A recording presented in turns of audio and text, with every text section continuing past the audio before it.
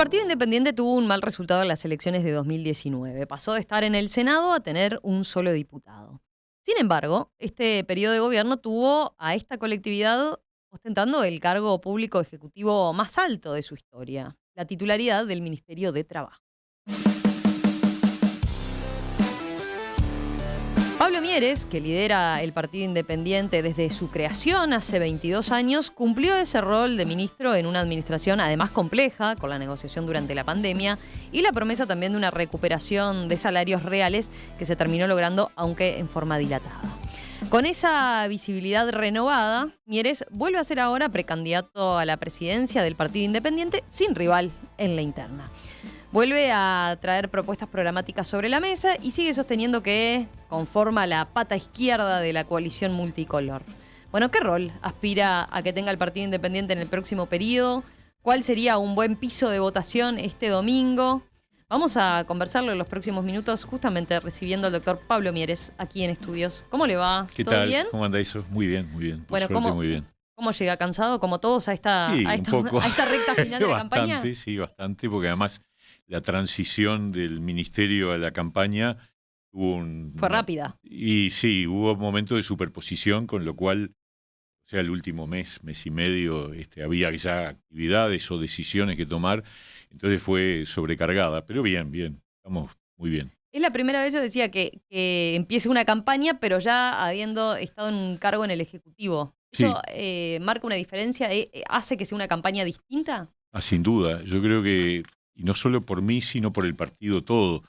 El partido era históricamente un partido parlamentario que tenía dos características. Una, un rendimiento parlamentario que era valorado en general positivamente cuando los analistas, los politólogos hacían sus estudios sobre ranking de actuación legislativa, siempre ranqueábamos muy bien, e Iván Posada, nuestro único diputado en este periodo, también ha tenido un desempeño muy destacado, yo diría una de las voces fuertes de la bancada de la coalición en todos los temas, desde la LUC, pasando por el presupuesto, en donde él es además especialista, rendiciones de cuentas y reforma de la seguridad social.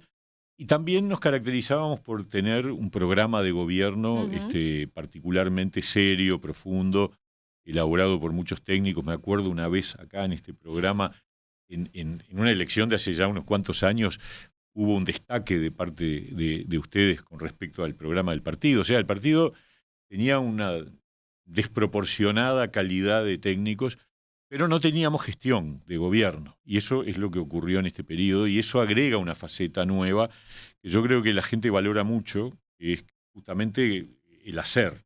Una cosa es redactar los programas, escribirlos, otra cosa es plasmarlos, hacer políticas públicas, y una cosa es debatir en el Parlamento y elaborar leyes, y otra cosa es aplicarlas. Y yo creo que salimos bien, con buena nota. El Partido Independiente tiene alrededor de una docena de compañeros en cargos de gestión de gobierno, y nos ha ido bien en general, y eso la gente lo valora, y yo creo que es una de las credenciales principales nuevas que tenemos para esta campaña electoral.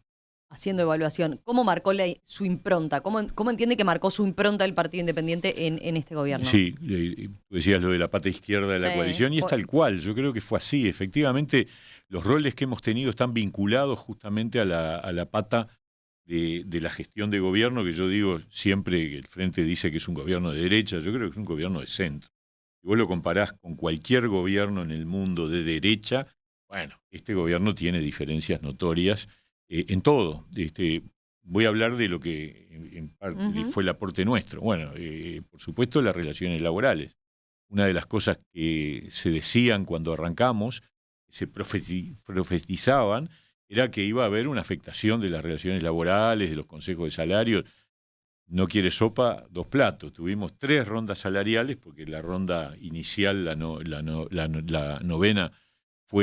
octava fue justamente al comienzo de la pandemia, y tuvimos que hacer una ronda corta de un año, y eso llevó a que tuviéramos la octava, la novena y la 10ª, y rondas salariales, consejos de salarios totalmente intensos, a fondo, con buenos resultados, con acuerdos en la mayor parte de los casos, con duraciones razonables. Nosotros, cuando empezamos en el Ministerio de Trabajo, dijimos, nosotros vamos a hacer un ministerio de puertas abiertas, de diálogo, y cuanto más diferencias tengamos, más diálogo va a haber, y cumplimos. Y también dijimos, venimos a colocar el péndulo en el medio, no al otro lado. O sea, había una evaluación de que durante los gobiernos del Frente hubo un sesgo en el Ministerio de Trabajo a favor de los sindicatos. Nosotros dijimos, eso no va a seguir ocurriendo, pero tampoco va a ocurrir un sesgo a favor de los empresarios. Y yo creo que la verdad, yo creo que no pasó una semana mientras yo estuve en el ministerio que en mi despacho no hubiera alguna delegación sindical dialogando directamente con el ministro para asumir problemas y para resolver problemas. Y la conflictividad, si tú separás la política ideológica, es decir, la que surge de distancias del PIT-CNT con el gobierno, es decir, reforma de la seguridad social, transformación educativa, LUC, y te quedás con la conflictividad laboral en sentido estricto, fue un periodo de conflictividad muy razonable, nada elevada. Pero me quedé pensando en algo que usted señaló, el hecho de que usted dijo, el gobierno haya aplicado una política típica de centro, ¿no? Sí. ¿No les complica políticamente o no le complicó políticamente al Partido Independiente? No, porque nosotros... ¿No le roba espacio, por decirlo de alguna manera? Yo creo que al revés, nosotros somos parte de que, yo digo, si no hubiéramos estado nosotros, probablemente este gobierno hubiera estado más a la derecha, no tengo ninguna duda. A pesar de todo el tema del manejo que tiene que ver con las relaciones laborales, con la reforma de la seguridad social. La reforma de la seguridad social, el tiempo va a demostrar que es una reforma de equidad en varios sentidos, porque crea además un complemento solidario, que fue una idea del Partido Independiente, que asegura que las jubilaciones más bajas van a ir aumentando en la medida que se vaya aplicando el nuevo régimen, porque es una reforma de equidad en el sentido de ir a un régimen previsional común, y porque le da a todos los jubilados igualdad de oportunidades para jubilarse y seguir trabajando. Usted dice, en todo eso hubo una impronta del Partido Independiente. Sin Digo duda. porque capaz que la ciudadanía no lo tenía el Partido Independiente como un actor que hiciera ruido. No sé, pienso en otros actores de la coalición de gobierno que sí marcaban, o sea, si uno decía, bueno, acá hay un punto, acá está marcando claramente su posición diferente, se notaba, no sé, por decir Cabildo Abierto. Sí, bueno, ahí tenemos claramente diferencias de cómo había que actuar dentro de la coalición con Cabildo. Cabildo optó por un perfil muy alto y a veces de confrontación con el presidente o con el Partido Nacional. Nosotros no, nosotros entendimos, porque pulseadas hubo y tensiones hubo, y vos te podrás imaginar que en 4 años y pico de gobierno y con pandemia y sequía, y bueno, sí, siempre hubo debates y discusiones, y lo que pasa es que nosotros preferimos manejarlas con un perfil más acorde a lo que supone un acuerdo de coalición, que es ayudar a que la coalición funcione, sin perjuicio de lo cual yo creo que la gente tiene bastante bien identificado que el resultado en el Ministerio de Trabajo tuvo que ver con la presencia del Partido Independiente, que el resultado en InMujeres tuvo que ver con la presencia del Partido Independiente, que la postura en materia de adicciones tuvo que ver con el Partido Independiente, con Daniel Radío, con un perfil muy alto, en una postura que obviamente no es que se pueda desarrollar hoy, realizar hoy, pero planteando un enfoque de la problemática de las adicciones y de la problemática de la regulación de las drogas bien distinto y bien progre, si se quiere, en esos términos, ¿no? Y ni hablar en la Oficina de Servicio Civil. Nosotros lo que sentimos es que quizás debió haber habido más cambios, por ejemplo, en reforma del Estado.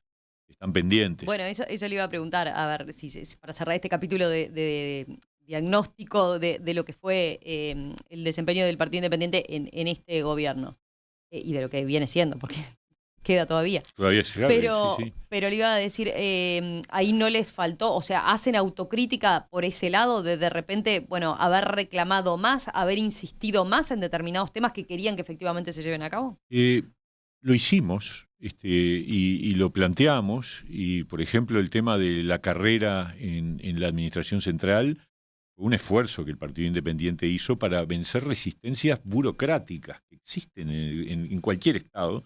Y cualquier cambio en el Estado implica comprarse líos, discutir cosas, y lo hicimos, y avanzamos.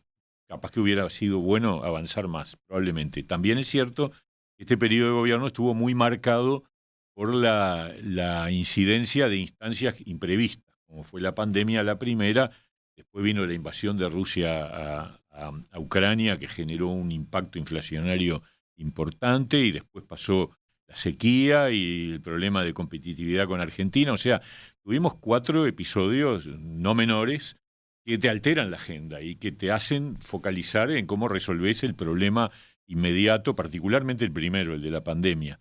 Pero a pesar de eso hicimos la transformación de la seguridad social, que era una cosa que había que hacerlo. Yo me acuerdo, Danilo Astori en el periodo pasado decía, este es el principal tema del próximo periodo de gobierno, pero él estaba en la mitad de ese periodo de gobierno y el Frente no sé si no se animó o no quiso o no pudo, pero no le hincó el diente. Yo me acuerdo que Astori iba al Parlamento en las rendiciones de cuentas y mostraba esa gráfica tremenda del incremento del déficit de las jubilaciones y pensiones que iba para arriba de una manera, no digo descontrolada, pero acelerada, y que había que corregir. Y bueno, y nosotros lo corregimos. Y al mismo tiempo también iniciamos una transformación educativa que le falta mucho.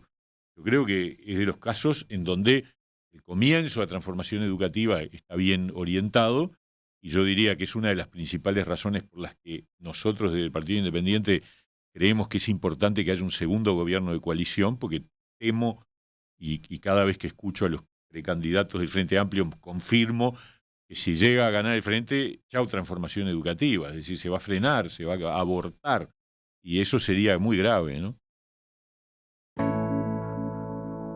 Capaz que con lo último que señalaba ya se adelanta A ver. a lo que le iba a preguntar, pero hay una pregunta que le venimos haciendo a todos los distintos precandidatos, que es, ¿para qué querría ser presidente de la República? Porque aunque se entiende que usted no apunta, al menos en esta elección, ciertamente a llegar a la presidencia, hay una decisión personal en esa candidatura. Sí. Entonces, ¿para qué? Para transformar el país en lo que tiene que ver, levantar el piso social, al mismo tiempo abrir el país definitivamente al mundo, porque para levantar el piso social vos tenés que crecer a mayor velocidad. Para crecer a mayor velocidad es necesario tener una estrategia de mejora de la productividad y la competitividad de nuestro aparato productivo. Y en ese sentido, mantener salarios y empleo en buen nivel implica un salto productivo. Y ese salto productivo hay que darlo. Y eso implica, por ejemplo, lo que instalamos en el Ministerio de Trabajo a fines del año pasado, que es una mesa tripartita sobre la productividad, que es la clave del crecimiento de la economía. La otra clave es la apertura al mundo. Nosotros tenemos que lograr un incremento de la inserción internacional. En ese sentido, la aprobación del Tratado de Patentes es un paso importante porque nos permite estar más cerca de ingresar al Transpacífico.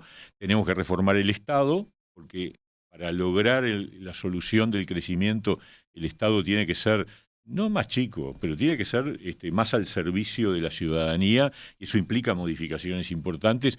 Todas esas cosas uno las tiene muy concebidas en la cabeza, pero si me preguntás cuál es lo principal, en el Uruguay, entre los uruguayos, la educación y el trabajo vuelva a ser el camino elegido para el ascenso social. Eso, que históricamente, décadas atrás, estaba muy metido en la cabeza de la enorme mayoría de los uruguayos, para un sector de la población cambió. Y eso tiene que ver con 3 indicadores muy duros que hace décadas que están presentes, que no es problema que nació en este gobierno, ni en los gobiernos del Frente, ni siquiera en los gobiernos anteriores. Estoy hablando de que la pobreza entre los niños es el doble entre el conjunto de la población, que la tasa de deserción en enseñanza media implica que, a pesar de que se redujo del 60 al 50% en este periodo, sigue siendo un escándalo, y que el triple del desempleo es entre los jóvenes que en el resto de la población. Ese trípode hay que atacarlo, combatirlo y resolverlo. Y si me preguntás si ese es la prioridad, sí, es la prioridad. Entonces, hay que bajar la pobreza infantil radicalmente. Se puede, de acuerdo a los técnicos que tenemos, que la verdad son muy buenos y están muy especializados en estos temas, se puede bajar a la mitad en un periodo de gobierno. En un periodo de gobierno. En un periodo de gobierno bajar la pobreza infantil a la mitad, lo cual implicaría eliminar esa distancia. Y si siguieras con una estrategia de ese tipo, podés llegar a un objetivo que sería fantástico, que es pobreza infantil cero. Porque tenemos una ventaja de la desventaja, que es que nacen pocos niños. Bueno, entonces, sí. Pero solo aprovechando esa ventana demográfica, porque como le van a decir enseguida, bueno, ¿y qué pasa con los recursos? O sea, querer quieren todos. Y ahí viene el tema del... Sí, yo te diría una cosa. Cuando en febrero el país hizo una compulsa con todos los precandidatos y preguntó cuál era la prioridad número 1 para el próximo periodo de gobierno, el único que dijo reducir la pobreza infantil fui yo. Ahora todo el mundo habla de eso, y bienvenido, vamos arriba, porque la verdad quiere decir que va a pasar por primera vez, porque esto está desde los 80. La primera vez que se supo esto fue un estudio de UNICEF que hizo Juan Pablo Terra y que demostró que en el Uruguay la pobreza tiene cara de niños, se decía en ese entonces, y teníamos 20% de pobres en Uruguay y 40% entre los niños. Ahora tenemos 10% de pobres y 20 o casi 20 entre los niños. Bueno, de una vez por todas, el 20% de los niños de 0 a 6 años no son más de 40.000 niños. Y si los metés, lo transformás en hogares, porque obviamente es obvio que reducir la pobreza infantil es reducir la pobreza de los hogares donde viven los niños, y son 20.000 hogares. Vos tenés que focalizar transferencias económicas para levantar el ingreso, pero no solo. Porque no es cuestión de resolver la pobreza en tanto dato estadístico. Bueno, a ver, ahí toca un punto, ¿no? Hay que seguir por ese lado de solo... o ir por la vía de incrementar las transferencias. Hay que incrementar las transferencias, no tengo duda, sí, y el proyecto nuestro es ese, incrementar las transferencias, tanto las asignaciones familiares como las TUS, pero no alcanza con eso. Y ahí viene el otro tema, que es el conjunto de instituciones que tenemos, pero de alguna manera desarrollarlas de una forma mucho más directa al apoyo a la crianza de los niños. Yo creo que el Plan CAIF necesita una revitalización y una reincorporación de las familias, que era el proyecto original del Plan CAIF, es decir, que las familias participen en el proceso y centros CAIF con horario extendido, que de alguna manera acompañan esos 3 primeros años de vida que son claves. Todos los psicólogos, mujeres psicólogas, y me lo dicen todo el tiempo, todos opinan que ahí se juega en gran medida la deserción estudiantil, está directamente relacionada con esos primeros años de vida. Después hay que establecer en la transformación educativa un foco muy fuerte en la continuidad, y para mí ahí hay un tema que a veces los especialistas en educación lo dejan de lado porque el sistema educativo es muy endogámico, ¿no? muy endógeno, que es la relación con el trabajo. Yo creo que es clave, lo dice Javier Lacida, que es uno de nuestros principales referentes en educación, dice no debería ocurrir que ningún estudiante que quiera hacer la UTU no tenga cupo. Y hoy ocurre, lamentablemente, hace años que ocurre.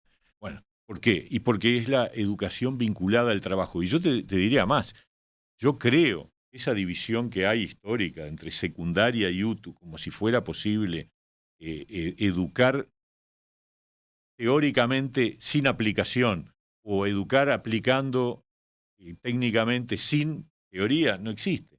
Hay que derribar esa barrera. La enseñanza media tendría que ser mucho más vinculada y menos divisoria entre secundaria y UTU. Yo sé que eso es pelearme con un montón de algo en la transformación educativa, en el último componente tenía algo de eso, ¿no? Sí. Por ejemplo, de que si empiezan UTU y después quieren cambiar al liceo, sea más fácil, ¿no? Tiene que haber, más conectado. No puede haber corredores paralelos, eso está muy bien y es parte de la propuesta. ¿Pero habla de algo más? O sea, por ejemplo, el modelo dual, educación dual. Yo soy hincha de la educación dual, me parece que hay todo un tema que tiene que ver con la capacidad que tenga el sistema educativo de dialogar con el mundo empresarial, porque requiere de un compromiso empresarial, porque las prácticas hay que hacerlas en el mundo real. Yo creo que acortar la distancia entre el aula y el trabajo es fundamental.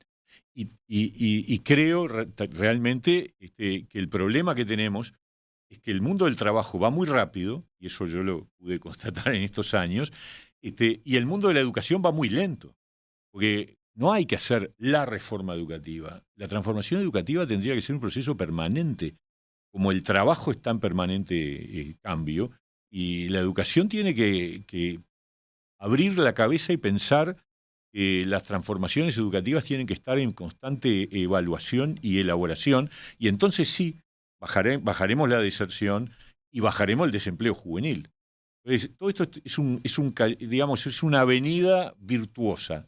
Ir del círculo vicioso, que es el doble de pobres entre los niños, deserción estudiantil del 50% y triple desempleo juvenil, a un esquema donde los gurises crezcan en hogares no pobres, tengan por lo tanto una continuidad educativa, y seguro que cuando tú mirás en un cuadro de doble entrada, educación y desempleo, es clarísimo. Los gurises que tienen terciaria terminada, desempleo casi cero.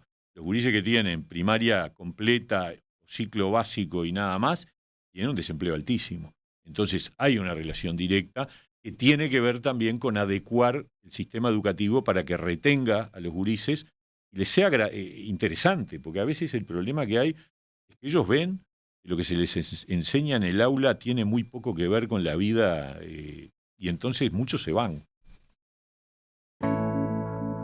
Enseguida continuamos en la entrevista con Pablo Mieres, precandidato a la presidencia por el Partido Independiente. Vamos a hablar de otros puntos que plantea el Partido Independiente en su programa de gobierno. También vamos a hablar de cómo es esto de competir en una interna, pero como candidato único. A ver, enseguida volvemos con eso.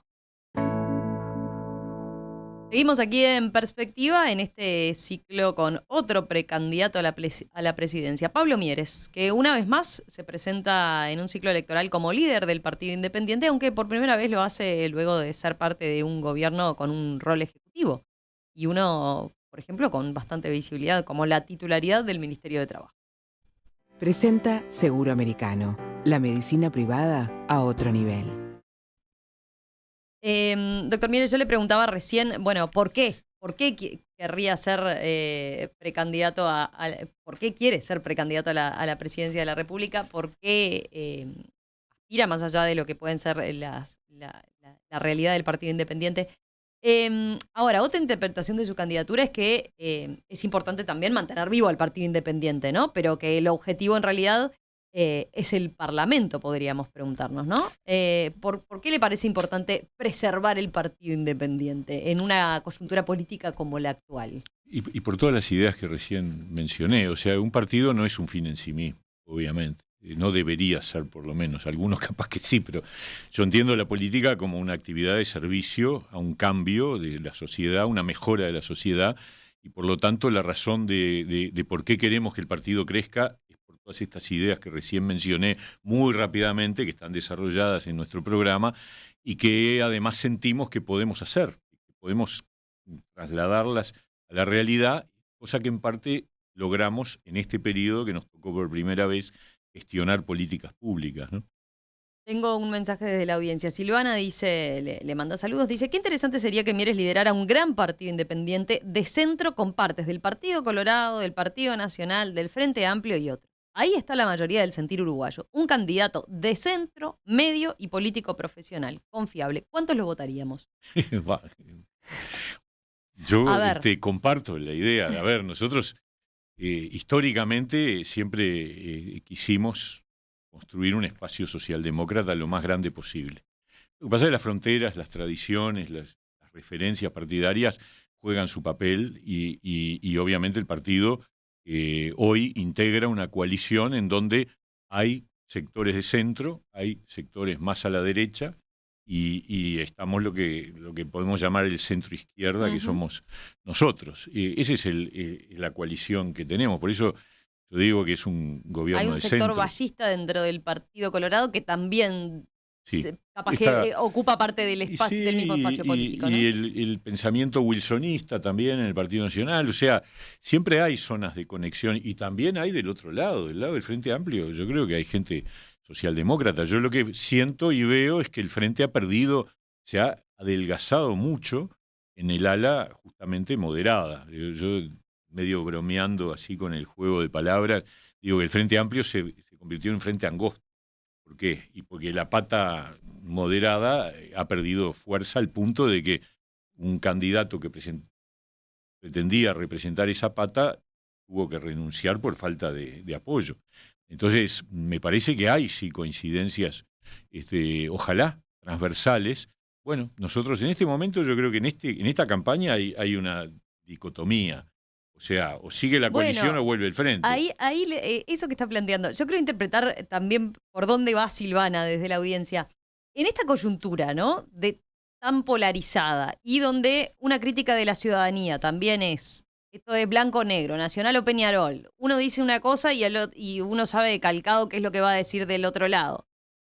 ¿No habría, el Partido Independiente no tendría un espacio más amplio si jugara un poco más independiente justamente? Bueno, ahora acabamos de lanzar una iniciativa que vamos a ver cómo sale, que tiene que ver con el tema de este plebiscito del PIT-CNT, es plantearle a los candidatos que resulten electos el próximo domingo la posibilidad de fijar una posición común, no metiéndonos en otras diferencias, no validando, porque yo sé que el Frente Amplio no va a validar la ley que votamos el año pasado de reforma de seguridad social, pero sí ponernos de acuerdo en algo, que es que si este plebiscito se aprobara, todos los mensajes que damos, todos los candidatos sobre reducir la pobreza infantil, poner más plata en la educación, mejorar las prestaciones sociales, todo se evapora, porque el déficit de las pensiones y las jubilaciones se dispara de una manera loca, y eso no lo digo yo, lo dicen todos los economistas y analistas,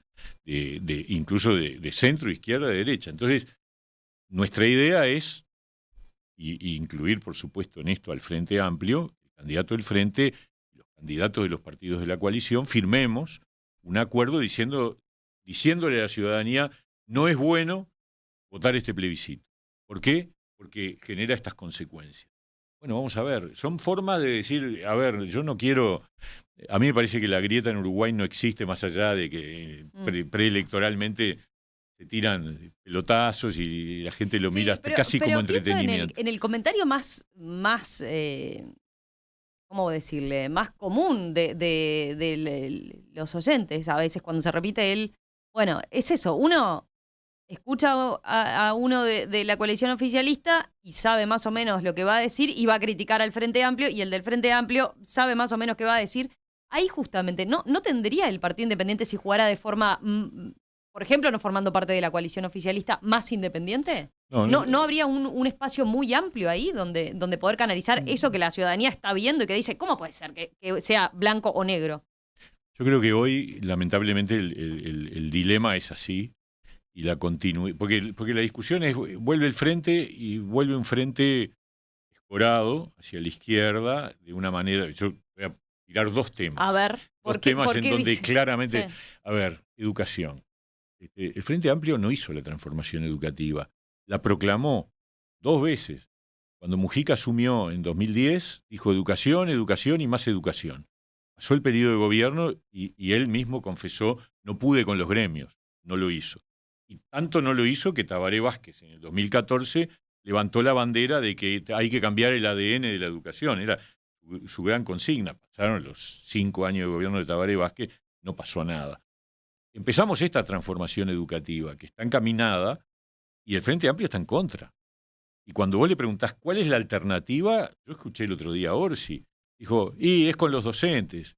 Sí, es con los docentes. Dijo 2, 3 veces eso. Pero usted se imagina, por ejemplo, que un gobierno encabezado por Yamandu Orsi puede ser una cosa radical, o sea, que sea así en esos términos, continuidad o cambio, todo. Yo preguntaría esto, ¿va a continuar la transformación educativa? Y la respuesta es no.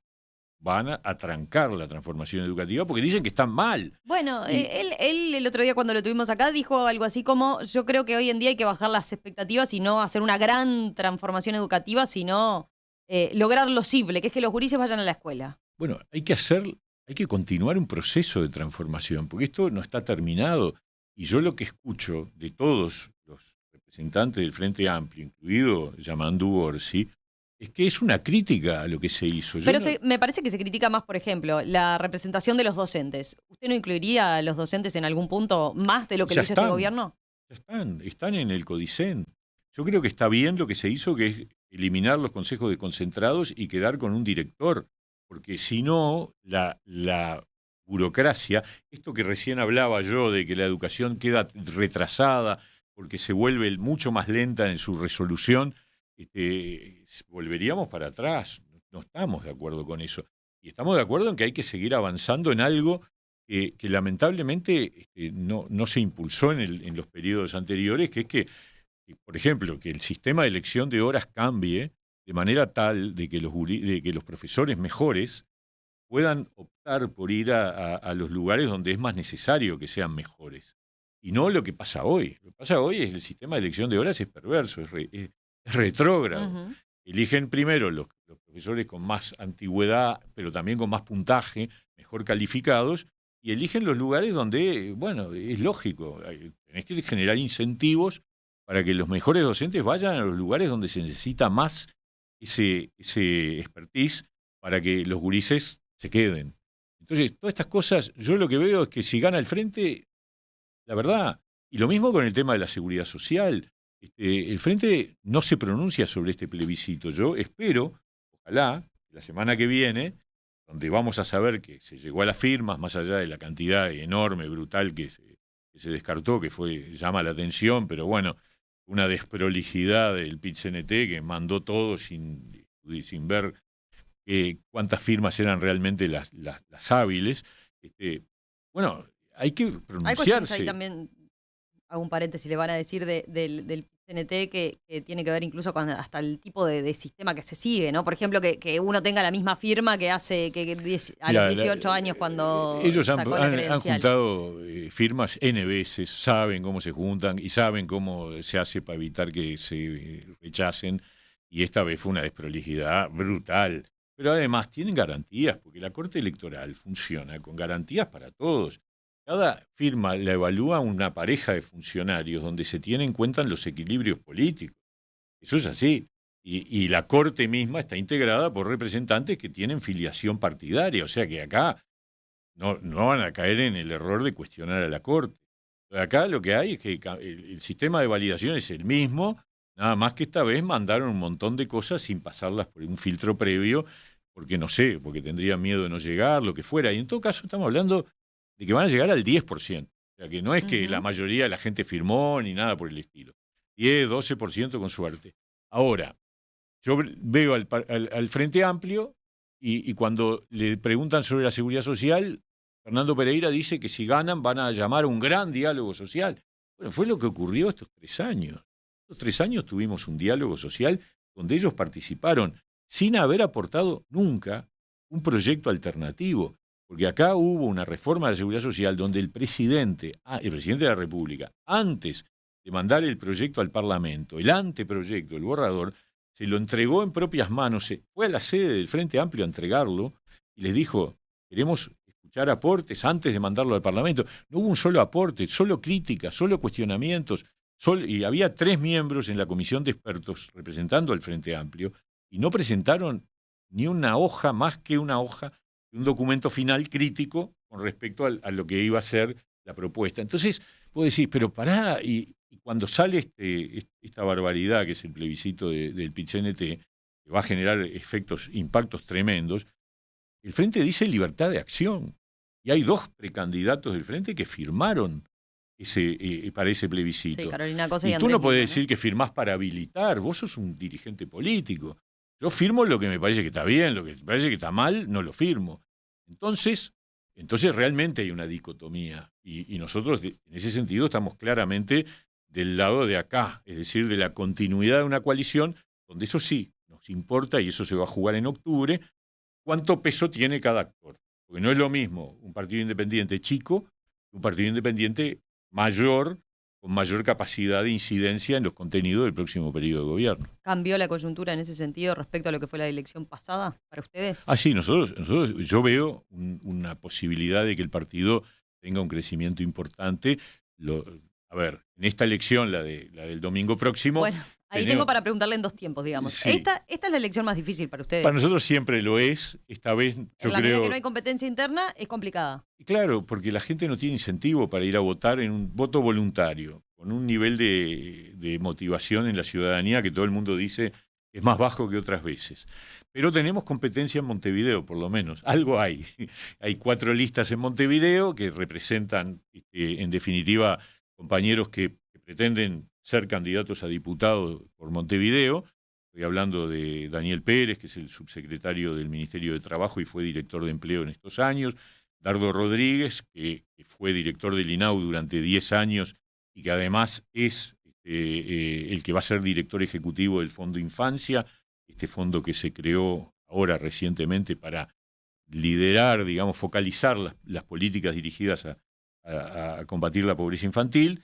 Gerardo Sotelo, director de servicios de los medios públicos hasta hace muy poco y además un periodista de larga trayectoria, y Renzo Gatto, que es el que viene más de afuera de la política, pero es hijo de Heber Gatto, presidente de honor del partido, militante del partido de toda la vida, abogado con larga trayectoria profesional, también cultural y deportiva, fue presidente de River. Y bueno, esas 4 opciones están arriba de la mesa en Montevideo. A nivel nacional, en el resto del país tenemos una lista nacional y otra departamental, pero aspiramos a tener una votación que, comparada con nosotros mismos en años anteriores, marque esa señal que queremos de crecimiento. ¿Qué sería una buena votación para ustedes? Nosotros votamos muy poco en las internas, o sea que en realidad, por eso te digo, es comparar con el 2019 y tener un resultado que la gente, que ustedes, periodistas, los analistas, digan, mirá, el Partido Independiente votó mejor, ojalá mucho mejor que en el 2019. Pero bueno, eso se verá el lunes, el domingo de noche. Después sí, decía, el partido para ustedes se juega entonces Y ahí en la elección nacional. Y es que el lunes va a haber 5 candidatos.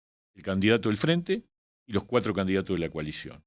Y esos 4 candidatos de la coalición vamos a disputar simultáneamente la continuidad del gobierno en octubre y noviembre eventualmente en segunda vuelta, pero también vamos a disputar la interna de la coalición, porque esa interna que hoy está en el Frente va a tener una interna la coalición, que es a quien elige de los 4 partidos que integramos esta coalición.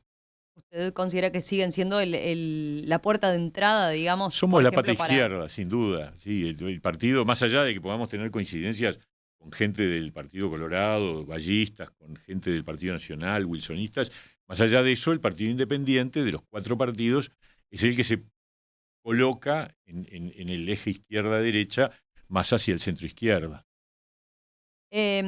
Hacemos una mini pausa y le pregunto enseguida sobre otra de las propuestas de campaña que ha dado que hablar, porque entre otras cosas comprende el área en la que usted estaba desempeñándose. Por ejemplo, ¿cómo es esto del seguro de paro para las empresas monotributistas? Sí, enseguida no. hablamos de eso. El eslogan que ha elegido el Partido Independiente en esta campaña es de acá para arriba. Y en la comunicación apostaron a cierto humor, ¿no? El spot es un ascensor jugando con la idea de subir, pero también haciendo chistes de que en el Partido Independiente es tan chico que podrían hacer reuniones en un ascensor. Sí, esa fue una idea de la agencia, la verdad que nos gustó eso de decir, mirá, porque es verdad que alguna gente bromea, si ustedes son tan pocos. Sí. Entonces dijimos, vamos a usar el ascensor, pero el ascensor es como sube. tomar una crítica o una burla para dar la vuelta. Convertirla en el impulso. Y al mismo tiempo decir, sí, hicimos un montón de cosas, podemos hacer muchas más. Y realmente estamos convencidos de que tenemos una capacidad de aporte que se demostró en la cancha en este periodo, con los 10, 12 compañeros que están todavía en el ejercicio de cargos de gobierno, y queremos hacer más, y para eso obviamente le pedimos a la gente el voto. Por eso es de acá para arriba. Presentaron un programa de gobierno. Ahora, la idea es justamente buscar la incidencia en el próximo gobierno. Sin duda. Que esas políticas permeen en lo que va a ser después, a futuro, un programa de la coalición de gobierno si se llega al balotaje. Exacto. Yo calculo que después de octubre va a haber una discusión de Compromiso por el País 2. Uh-huh. Y bueno, y ahí depende de los votos que cada uno tenga, poder impulsar. Después de octubre, ¿ya descartó eso de que pueda llegarse antes de octubre, yo la veo difícil porque estamos compitiendo, ¿no? En algún momento en la mitad del periodo anterior, sí, que está terminando, yo dije, bueno, capaz que tenemos. Por eso le pregunto. Pero la verdad que no hubo condiciones por distintas razones. Quizás por el ritmo del gobierno, por las urgencias, por lo que fuere. Lo cierto es que no hubo condiciones para eso y ahora obviamente estamos en plena competencia y cada uno va a tener sus prioridades. Las nuestras están muy claras. Tenemos, recién lo hablamos, de todo ese tema de la pobreza infantil, de la transformación educativa, de bajar el desempleo juvenil, de abrir el país al mundo, de mejorar la productividad y la competitividad. Y esa idea que tú mencionabas relacionada con lo que es las empresas unipersonales. Eso. Propuso crear un seguro por cese de actividad para empresas unipersonales, una suerte equivalente al seguro de paro que tienen los trabajadores dependientes. Sí. Incluso explicó que se trató de aplicar en este periodo de gobierno, Sí. ¿no? ¿Y por qué no lo logró? Bueno, a ver, primero, cuando vino la pandemia, uno descubrió que teníamos un arsenal positivo, favorable, para responder para los trabajadores dependientes y mantenerlos a través del seguro de paro, convertido de todas las maneras posibles. Nosotros inventamos el seguro de paro parcial, flexible, prórrogas, todo lo que uno se podía imaginar, pero nos encontramos con que había trabajadores por cuenta propia, hablemos de que son unos 40, 50.000 trabajadores que son en realidad trabajadores independientes que facturan y que facturan en general a un solo cliente, lo cual prueba que hay ahí una relación laboral, pero que no tenían que podían pasar de 100 a 0 de un día para el otro, como pasó en la pandemia. En ese momento hicimos un subsidio especial para empresas unipersonales. Estoy hablando del literal E, de monotributistas y monotributistas MIDES. Bueno, entonces ahí surgió la idea de construir un seguro de cese de actividad equivalente al seguro de paro que tienen los dependientes. En ese momento no fructificó, hubo intercambio, por eso te digo que en la discusión en el gobierno siempre hay puntos de encuentro y puntos de no encuentro. Este fue uno de ellos, no hubo ambiente en la discusión dentro del gabinete para impulsarlo, pero nosotros nos quedamos con la idea. Y la idea es perfectamente viable, y la idea es darle al trabajador unipersonal que tenga un tiempo de facturación continuo, para evitar que hagan trampa, digamos, darle un subsidio en caso de que desaparece su facturación, darle una especie de seguro de desempleo por 3, 4 meses, podrían ser perfectamente los mismos 4 meses que tiene el trabajador dependiente, con el 50% del promedio de la facturación del último año, y bueno, es una manera de sostenerlo mientras se rearma para una nueva actividad. ¿Y cómo se podría financiar eso, una medida de Eso, este tipo? a ver, una parte con un incremento en el aporte que hace el trabajador mismo, pero tiene que ser una parte razonablemente pequeña como para que no le afecte la formalidad. Yo quiero que sigan siendo formales. Y la otra parte por BPS, gasto del BPS. Nosotros habíamos hecho un cálculo, no es una cifra, es una cifra, la verdad, promedio, es estimado, porque hay que ver cuántos pueden caer, depende de los momentos, pero estamos hablando de $7 millones. No es nada para el gasto del Banco de Previsión Social. Paso a otro tema que ustedes marcan, la JUTEP, por ejemplo. Uno de los puntos interesantes del programa de gobierno del Partido Independiente es que apunta a un fortalecimiento de la Junta de Transparencia y Ética Pública para lo que dicen un control integral de la gestión de gobierno, Sí. especialmente para una selección responsable y con garantías de los cargos públicos. A ver, expliquemos qué implica esto. Implica que la JUTEP tenga más recursos financieros y humanos. O sea, profesionales que puedan, porque tú lo que no podés es tener una especie de archivador de declaraciones juradas. Hay que hacer un análisis de las declaraciones juradas, y para eso necesitas personal que tenga capacidad, software que permita y analizar si hay consistencia entre las declaraciones juradas, sobre todo en la evolución de las declaraciones juradas. Eso, por ejemplo, eso está pendiente. Y nosotros seguimos pensando. Y lo otro que pensamos también que es importante es que el Tribunal de Cuentas tenga un mayor poder. Acá hay un viejo proyecto de ley que yo presenté cuando estaba en el Senado, que nunca se trató, que está bien, vos no podés hacer que las observaciones del Tribunal de Cuentas tengan efecto de freno para todas, porque son miles y miles. Pero sí podés decir, aquellas que son de entidad patrimonial, y podemos discutir cuánto es ese límite de entidad patrimonial, que son observadas, no puede ser que se reitere el gasto y se siga para adelante. Porque está en juego muchos recursos. Entonces, a partir de determinado monto, que eso sea como una alarma que diga, bueno, no, hasta acá no se puede seguir con la misma lógica. Entonces, esa observación tiene efecto de bloqueo. El gasto se frena y el administrador tiene que levantar la observación. Eso es un planteo que nosotros venimos planteando desde hace bastante tiempo. No hemos tenido suerte, pero lo vamos a seguir planteando. Me quedé con un punto, lo que tiene que ver específicamente con la JUTEP. ¿Hay algún hecho puntual de este gobierno que le haga darle valor especialmente a la JUTEP? No, es que yo creo que la JUTEP, desde que se creó, prácticamente siempre ha tenido el mismo problema, un problema de recursos.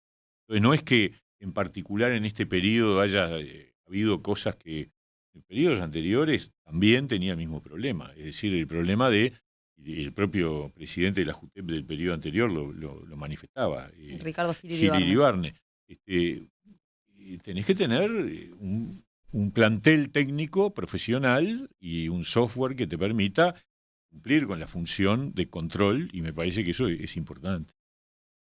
¿Cómo cierra la campaña? ¿Cómo estos próximos días? A ver, decía, tuvo Tenemos recorrida por el acto- interior del país, ya Sí, terminó. Terminé el viernes pasado en Melo, un acto muy lindo, allá en la capital de Melo.